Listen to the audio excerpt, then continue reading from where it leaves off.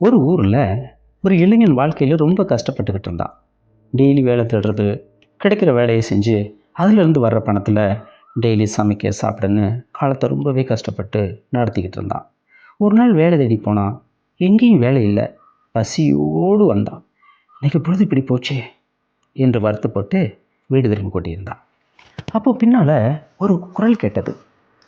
இங்கே யாராவது வேலைக்கு ஆள் கிடைப்பாங்களா? உடனே அந்த இளைஞன் திரும்பி பார்த்தான்.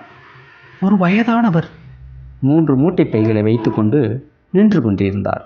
அவரை பார்த்து, ஐயா, நான் வேலை செய்ய தயாராக இருக்கிறேன் என்றார். அதற்கு வயதான முதியவர், நான் பக்கத்தில் உள்ள கிராமத்துக்கு போகணும், ஆனால் அது கொஞ்சம் தூரமாக இருக்குது. என்னால் அந்த 3 மூட்டை பைகளையும் சுமந்து கொண்டு போக முடியும். ஆனால் அதில் ஒரு பை ரொம்ப கனமாக இருக்குது. அந்த பையை நீ சுமந்து வந்தா உனக்கு 3 தங்க நாணயங்கள் தருகிறேன் என்றார். இளைஞன் தாமதிக்காமல் ஒத்துக்கொண்டான். கனமான பையை தூக்கி கொண்டான். உடனே மூட்டைப்பை அதிக கனமாக இருக்கவும் பெரியவரை திரும்பி பார்த்தான். அதை புரிந்து கொண்ட பெரியவர், ஆமாம் தம்பி, அதில் வெண்கல நாணயங்கள் இருக்கிறது, அதனால தான் கனமாக இருக்கிறது என்றார். இளைஞனும் மூட்டைப்பையை தூக்கி கொண்டு பெரியவரோடு நடந்து சென்றான். இளைஞன் பெரியவரை கவனித்தான். அவரோ இளைஞனை வச்சக்கண்ணு வாங்காமல் பார்த்து கொண்டே நடந்து வந்தார். உடனே மனதில் இளைஞனுக்கு ஒரு எண்ணம் வந்தது. ஏன் இவரை நம்மை கண்காணித்து கொண்டே வருகிறார்? ஒருவேளை நாம் இந்த மூட்டையை எடுத்துக்கொண்டு ஓடிவிடுவோம் என்று நினைக்கிறாரோ என்று அவனுக்கு தோன்றியது. எது எப்படியோ, நான் அப்படிப்பட்டவன் இல்லை. துரோகம் செய்வது, ஏமாற்றுவது என்பது நமக்கு பழக்கம் இல்லை என்று நினைத்து கொண்டான். நடந்து கொண்டிருக்கும் பொழுது ஒரு ஆறு குறுக்கிட்டது. இளைஞன் சற்றும் யோசிக்காமல் ஆற்றை கடக்க முயற்சித்தான். திரும்பி பார்க்கும் பொழுது பெரியவர் ஆற்றை கடக்காமல் கரையோரத்திலேயே நின்று கொண்டிருந்தார். பெரியவர் சொன்னார், தம்பி, எனக்கோ வயதாகிவிட்டது. என்னால் இந்த 2 மூட்டை பைகளை தூக்கி கொண்டு எப்படி ஆற்றை கடக்க முடியும்? ஆற்றில் மூழ்கிவிட மாட்டானா? உன்னால் என்னிடம் இருக்கும் ஒரு மூட்டை பையை எடுத்துக்கொள்ள முடியுமா?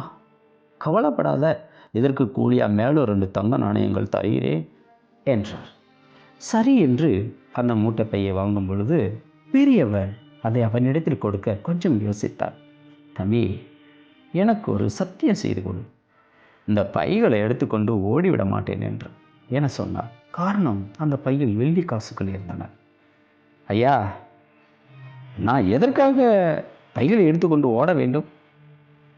தம்பி, இந்த பையில் வெள்ளி காசுகள் நிறைய இருக்குது. இன்னைக்கு இருக்கிற சூழ்நிலையில், காலகட்டத்தில் யாரை நம்புறது சொல்லு என்றார். உடனே, ஐயா, என்னை பார்த்தா திருடன் மாதிரி அல்லது நம்பிக்கை துரோகி போல தெரிகிறதா என்றார். கவலைப்படாதீங்க, நான் அப்படிப்பட்டவன் இல்லை. மூட்டையை கொடுங்கள் என்று வாங்கி கொண்டான். கொஞ்சம் தூரம் நடந்து கொண்டிருக்கும் பொழுது ஒரு மலைப்பகுதி வந்தது. இளைஞனும் மெதுவாக மலையில் ஏறிக்கொண்டிருந்தான். ஆனால் பெரிய ஒரு மலை அடிவாரத்தில் நின்று கொண்டிருந்தார். ஐயா, ஏன் அங்கேயே நிற்கிறீங்க? வாங்க என்று கூறினார். பெரியவரோ, தம்பி, எனக்கு தான் வயசாயிடுச்சுல்ல, நடக்கவே கஷ்டப்படுற இந்த நேரத்தில் என்னால் எப்படி மலையேற முடியும்? ஐயா, அந்த மூட்டையும் கொடுங்க, நான் சுமந்து செல்கிறேன், உங்களால் எளிமையாக நடக்க முடியும் என்றான். பெரியவரோ மிகவும் யோசித்தார். தம்பி, இந்த பையில் தங்க நாணயங்கள் இருக்குது. இதை வாங்கி கொண்டு நீ ஓடிவிட்டால் என்ன செய்வது? என்னால் உன்னை விரட்டி கூட பிடிக்க முடியாதே. ஐயா, நான் ஏற்கனவே சொல்லியிருக்கேன், நான் அப்படிப்பட்ட ஆள் கிடையாது. நான் உண்மைக்கு உயிர் கொடுப்பவன். நான் வட்டிக்கு பணம் கொடுக்கும் கம்பெனியில் புக் கீப்பராக வேலை செஞ்சேன். அவங்க மக்களை ஏமாற்றி பணம் சம்பாதிக்கிறாங்கன்னு தெரிஞ்ச உடனே வேலையை விட்டுட்டு வந்துட்டேன் ஐயா. பெரியவரோ, நீ சொல்கிறது உண்மையா பொய்யான்னு எனக்கு தெரியாது, இருந்தாலும் பரவாயில்லை, இந்த மூட்டை பையை எடுத்துக்கொள் என்றார். நான் உன் பின்னாடியே நடந்து வர்றேன், நீ மேலே போய் நான் வர காத்துரு என்றார். இளைஞனோ மலை ஏறி நடந்து கொண்டிருந்தான். அப்பொழுது அவன் மனதில் சின்னதாக ஒரு எண்ணம் வந்தது. நாம் இந்த 3 மூட்டைகள் பைகளை எடுத்துக்கொண்டு ஓடிவிட்டால் பெரியவரால் நம்மளை விரட்டி பிடிக்க முடியாதல்லவா? நானும் பெரிய பணக்காரனாகி விடுவேன். பெரியவருக்கு வயதாகிவிட்டது. இவ்வளவு பணத்தை வைத்துக்கொண்டு அவர் என்ன செய்ய போகிறார் என யோசித்தான். இந்த பணத்தை வச்சுக்கிட்டு பணக்காரனாகி நல்ல பெண்ணை திருமணம் செய்து கொண்டு வாழ்க்கையில் சந்தோஷமாக கழிக்கலாம் என யோசித்தவாறு நடக்க ஆரம்பித்தான். அந்த எண்ணங்கள் வலுப்பெற மூட்டை பைகளோடு ஓடிவிட முடிவு செய்தான். அதேபோல் மூச்சிறைக்க ஓடி வீடு சென்றடைந்தான். வீட்டில் போன பிறகு பைகளை அவிழ்த்து பார்த்தான். அவனுக்கோ அதிர்ச்சி காத்திருந்தது. அவற்றில் தங்கம், வெள்ளி, பித்தளை நாணயங்கள் எதுவுமே இல்லை. வெறும் சிறிய கற்கள் மட்டுமே இருந்தது. அவனுக்கு ஆச்சரியமாக இருந்தது. ஏன் பெரியவர் இவ்வளவு பெரிய பொய்யை சொல்ல வேண்டும்? திறந்திருந்த பையில் ஒரு காகிதம் கண்ணில் பட்டது. அதை எடுத்து பார்த்தான். அதில் சில குறிப்புகள் எழுதப்பட்டிருந்தது. நான் இந்நாட்டின் அரசன். எனக்கு வாரிசுகள் என்று யாரும் இல்லை. எனக்கும் வயதாகிவிட்டது. நான் ஒரு நல்ல உண்மையான மனிதனை தேடிக்கொண்டிருக்கின்றேன். எனது குழந்தையாக தத்தெடுப்பதற்காக. நீ மட்டும் மூட்டை பைகளை எடுத்துக்கொண்டு ஓடாமல் அங்கேயே காத்திருந்தால் உன்னை என் வாரிசாக தத்தெடுத்திருந்திருப்பேன் என்று எழுதப்பட்டிருந்தது. அந்த இளைஞன் அதிர்ச்சி அடைந்தான். மிகவும் வருத்தப்பட்டான். மன உளைச்சலில் துடித்து போய்விட்டான். இதுவரை அவன் வாழ்க்கையில் உண்மையாகவே இருந்தான். ஆரம்பத்தில் அந்த பெரியவரை ஏமாற்ற வேண்டும் என்ற என் நோக்கம் இருந்ததே இல்லை.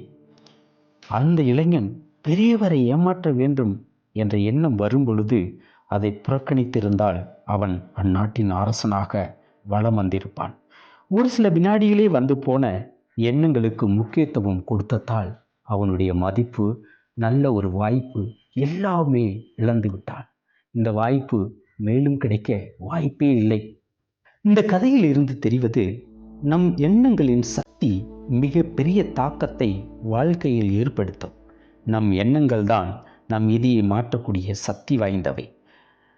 இதுவரையிலும் சரியாக வாழ்ந்து கொண்டிருந்த அந்த இளைஞன் ஒரு சிறிய எதிர்மறை எண்ணம் வரும்பொழுது நிராகரித்து இருந்தால் விதி மாறி போயிருக்கும். அவை அனைத்து வகையான எண்ணங்களுக்கும் பொருந்தும். சரியான எண்ணங்கள் வளர்ந்தால், அதன்படி நடந்தால் நல்லதே நடக்கும். கெட்ட எண்ணங்களை நாம் வளரவிடக்கூடாது. கொலை, பழிக்கு பழி, அடுத்தவர்கள் சொத்தை அபகரித்தல், களவாடுதல், ஏமாற்றுதல் போன்ற எண்ணங்களும் பெரிய பாதிப்பை ஏற்படுத்தும் என்பதில் மாற்று கருத்தே இல்லை. அதனால் நமக்கு ஒரு எண்ணம் ஏற்படும் பொழுது அவற்றின் மீது ஒரு சரியான விழிப்புணர்வு நமக்கு ஏற்பட வேண்டும். கெட்ட எண்ணங்களை தொடர்ந்து வளரவிடக்கூடாது. அப்படி வளரவிடும் போது அது ஒரு நாள் நடந்தே தீரும். நம் எண்ணங்கள் தான் வார்த்தைகள். அந்த வார்த்தைகள் தான் சிகலில் முடிகின்றன. நம் எண்ணோட்டங்களை உற்று கவனிக்க வேண்டும். நேர்மறையான எண்ணங்களுக்கு முக்கியத்துவம் கொடுத்து எதிர்மறையான எண்ணங்களை நிராகரிக்க கற்றுக்கொள்ளுங்கள். நன்றி.